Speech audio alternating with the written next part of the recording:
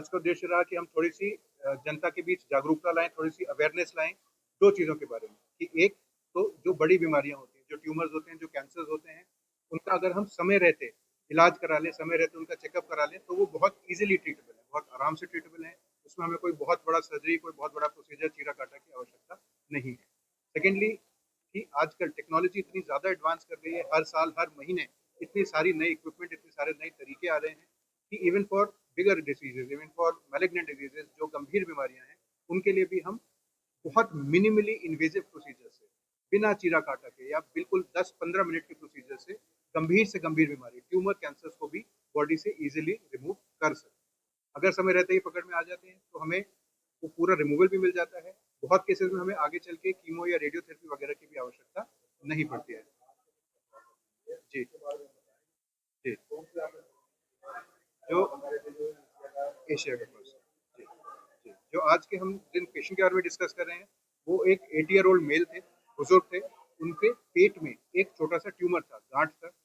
वो आए थे हमारे पास वॉमिट में ब्लड लेके, उनको बार बार मुंह से खून आ रहा था।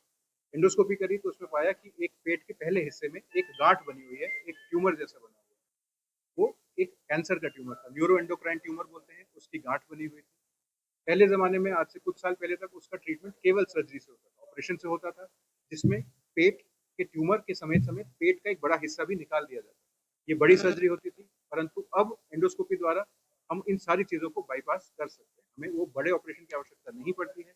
हम एंडोस्कोपी से ही, डिवाइस से, एक प्रकार के इंस्ट्रूमेंट से उस ट्यूमर को पकड़ के उसको पूरी तरीके से रिमूव कर सकते हैं, उसके बेस के सहित, ताकि वो ट्यूमर भी निकल जाए और जिस एरिया से वो बन रहा था उस एरिया को भी हम रिमूव कर देते हैं, ताकि आगे चल के वो ट्यूमर, वो कैंसर दोबारा बनने का रिस्क नहीं रहता। इसमें सिग्निफिकेंटली रिस्क कम हो जाता है मैम। एक तो जो सर्जरी के खुद के कॉम्प्लिकेशन हैं, हम उससे बच जाते हैं, प्लस जो पोस्ट ऑपरेटिव पीरियड होता है, किसी के टाँकों में इन्फेक्शन हो जाता है, कभी ब्लीड हो जाता है, टाँका खुल जाता है, बहुत सारी चीज़ें। जब हम इंसिजन लगा ही नहीं रहे, जैसे स्कारलेस, इंसिजन लेस सर्जरी, तो हम उन सारे कॉम्प्लिकेशन से भी बच जाते हैं। अगर हम इस प्रोसीजर की बात करें, क्योंकि वो डिवाइस थोड़ी महंगी आती है, 1.5-2 लाख रुपए की वो डिवाइस आती है, टोटल कॉस्ट पेशेंट को लगभग 2.5 लाख रुपए के आसपास से आता है। अगर हम सर्जरी की बात करें तो the same procedure cost around 3-3.5-4 lakh रुपए। तो ये प्रोसीजर थोड़ा सा सस्ता है।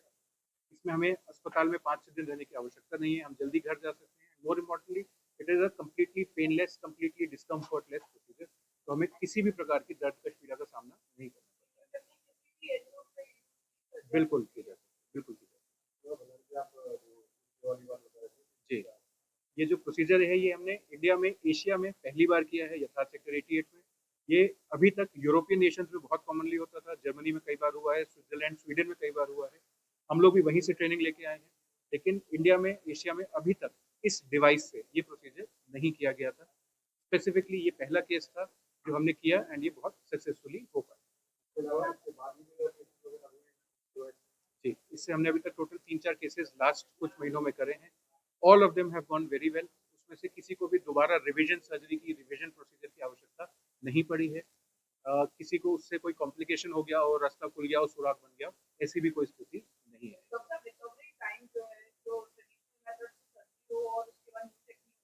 जी जी मैम, जो सर्जरी का रिकवरी टाइम है, that is usually 4-5 days in the hospital, अस्पताल में 4-5 दिन, और फिर घर पर रिकवरी में लगभग हफ्ता 10 दिन, 2 हफ्ता।